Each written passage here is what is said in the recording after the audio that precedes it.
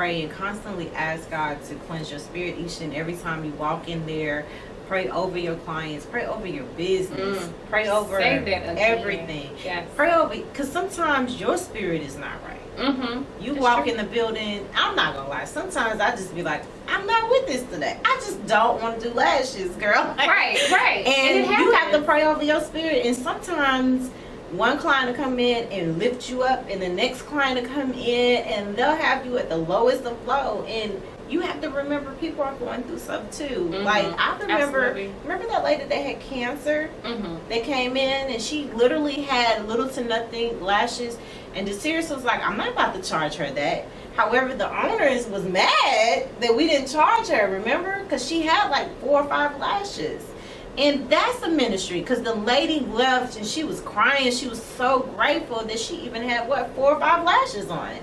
So you have to keep in mind, you never know. You're right. You never know what somebody is going through, because it can be you one day. Can I ask you a question? So what kept you motivated to actually stay in the game? Because I know it's been a long journey, and then you just now opened your new spot. So what kept you motivated to even get to there? Or to I would say God. Okay. God, because family helped. They're a great influence. And then a lot of my naysayers. Okay. I did an interview in a magazine, and I said that. I said my naysayers pushed me to that level, to where I was like, I have to prove them wrong. And I always believe that God has something great for me, and even now I feel like it's something greater. Absolutely. That He has for me. Absolutely. And I've been constantly praying recently, what is the next level that you want me in? And sometimes, if you are not a real spiritual person, God gives you clues. Whether it's you're uncomfortable where you're at, whether it's the person that you're working with, or the thing that you're doing, it just seems like it's not working. Right. And that doesn't mean give up. Okay? It just means that you might have to sit back and ask yourself, or pray about it and ask Him, what is it that you want me to do? Absolutely. Because girl, we gave up. We walked away a couple times, right? This is not God. God is lying to me, but He always brought me back. And it was, I believe someone once told me, your gift is something that not only are you good at, but you're always drawn to. Ooh, I love that. Right. I love that. So if you're easy to talk, you have the gift of gab, then you might be a teacher, you might be a prophet, you might be a motivational speaker, you might be all of that. Say that again, though. Say that again, because it is that. It's what you're drawn to. And it's the thing that you may not feel like it's a gift. You may not feel like it's a talent. But that's the thing that you're passionate about. You're drawn to it. Even if you attract like different people and you're always giving like advice or whatever, hold into that. Right. Because that might just be your thing. Might just be your thing. And let me also say this, because not everybody has to. When we say boss, not everybody has to be an entrepreneur. No, you could be a boss in your own lane. You could be a boss in your corporate field.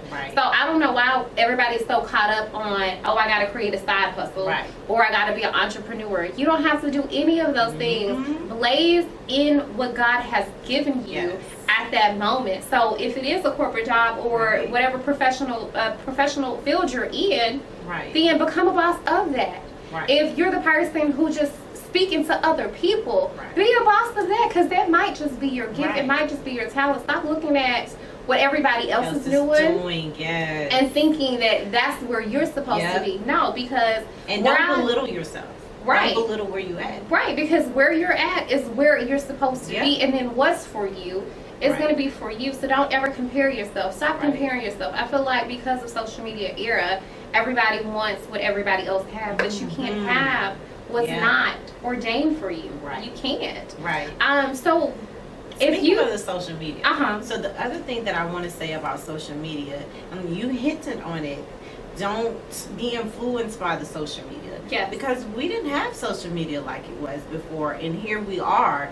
Our social media was knocking on doors. Tell them again about that old school You know what I marketing. mean? Yes. Your social media was people talking to other people. Referrals, yes. I think our social media was really Google referral and Yelp referrals. But let me tell you even that how wasn't many new. new people do not utilize Right. that. People will ask me because I don't have a big following on social media. So they're Right. like, well, how are you marketing? And I'll tell them, like, well, how do you do that?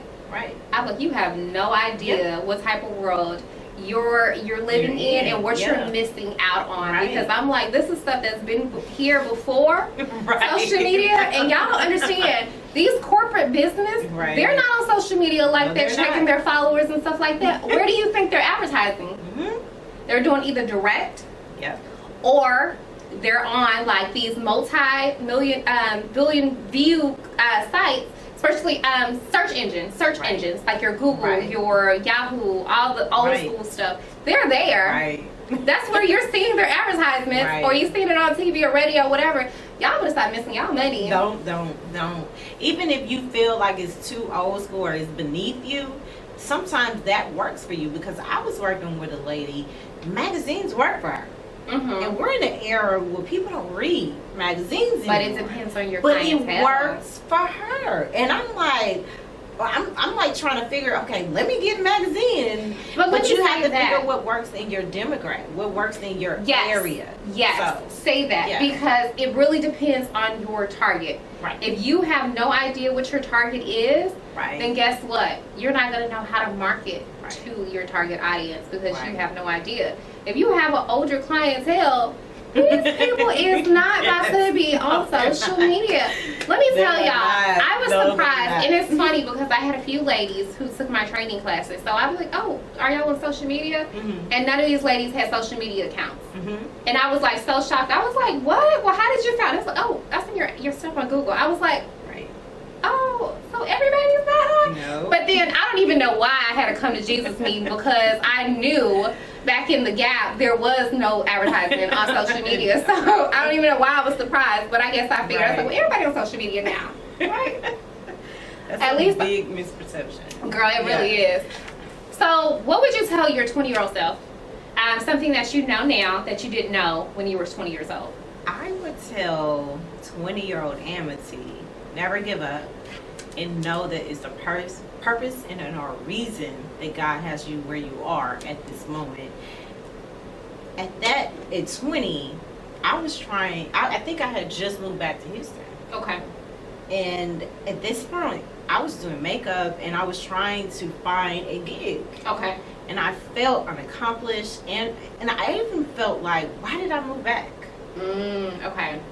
Like, You didn't see it at the moment. no, I didn't. I Okay. didn't see the bigger picture. I felt like I should have stayed in California, Mhm. and a lot of people actually said that you should have stayed in California. You never should have left. You this was your calling. This is what you wanted to do.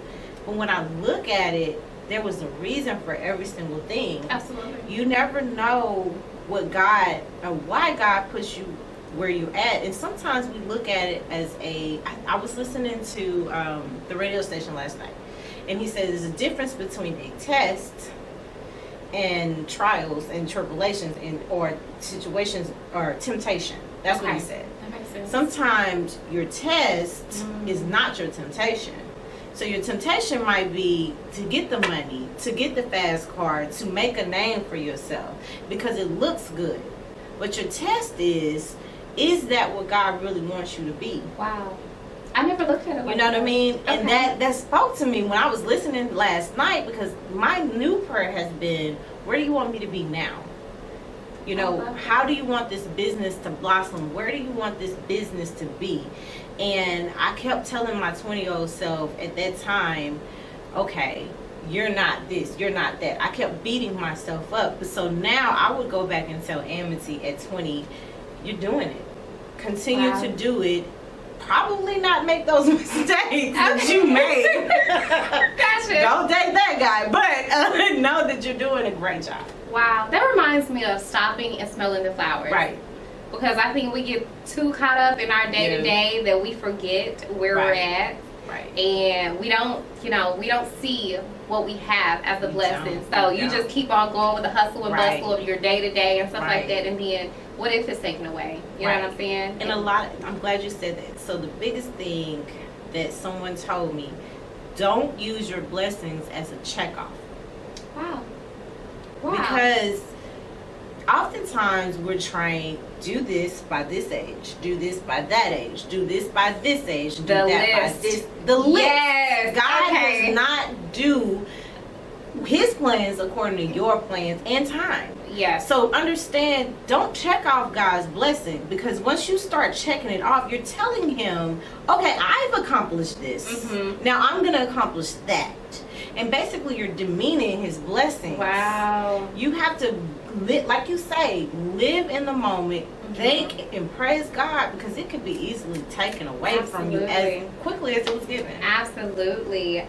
So what advice would you give new entrepreneurs, not just so much in the lash industry, but just new entrepreneurs in general?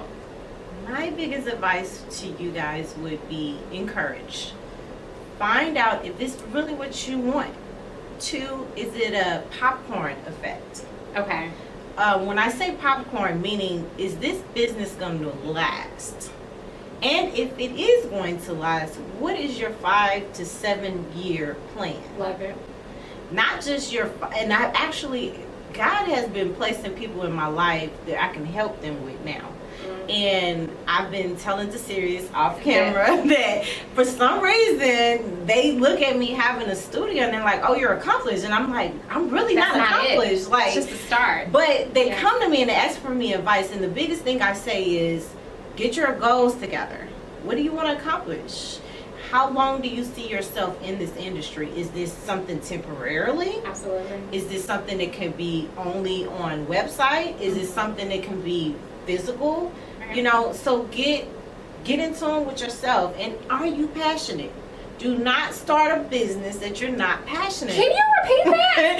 Do not start a business that you're not passionate about. I have trained a lot of young ladies with lashes, and I'm like, are you really passionate about it? Like, and I train less because of that.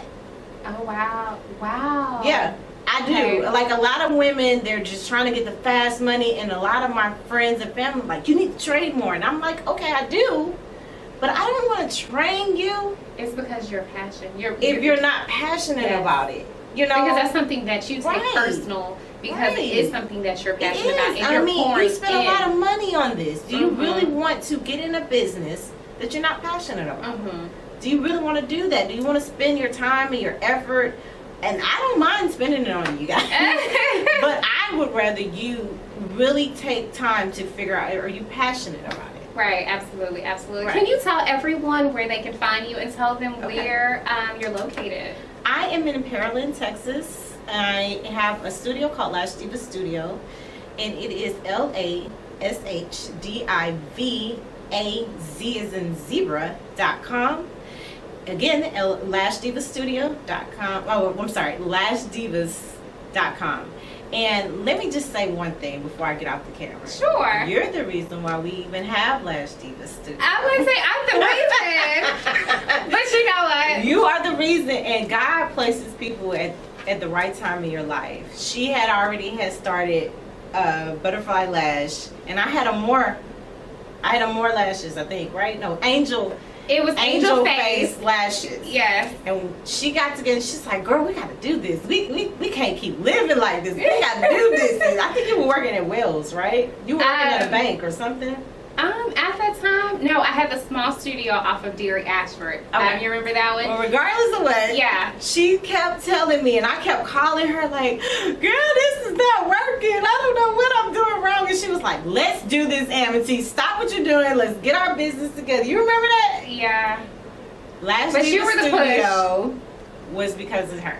So when people not because of me, it was because of us. It was because of us, And but it was because of your push. Okay. See, gotcha. a lot of people don't demean what you did because you pushed me. You know, and I have an issue You know with what that. I mean? Like, anytime somebody give me credit, I'm I like, want to oh, give no. you credit because Thank you you. deserve that, and you never know who else you might be pushing to the next level. And me too, because sometimes I'm like you. I'm so humble. I don't want to be gratified. I don't want to be put on a pedestal. Yes. But God used you to get me to where I am. Again, it is at 3710 East Broadway in Pearland, Texas. She's about to make me cry. And you can find me on Instagram, Facebook, all of the above. And I'm a avid follower of her. One thing I'm gonna say, guys, just because we're in the lash industry doesn't mean that we can't support one of another. I love her to death, and I'm always gonna be her number one And fan. I love you too, and you know I'm your number one fan. But tell them where, what's your Instagram handle? I think it's Lash Divas. I'm sorry. Lash. She say I think. I told you we wasn't really on social media like that. Okay, Lash I'm Divas sorry. on Instagram as well as Facebook. I think on Facebook it's Lash Divas Studio. Lash Diva Yeah. Studio. I'm sorry. I gotta tell you, thank you so much. It's You're been like a welcome. joy to even just have you here. I just know the journey that we have just been through. You gonna make me cry. I know you girl. personally, and I just have to say, like, how proud I am of you. Oh, thank you. I do. Thank you guys for Thank tuning you. in. We will see you all soon. God bless.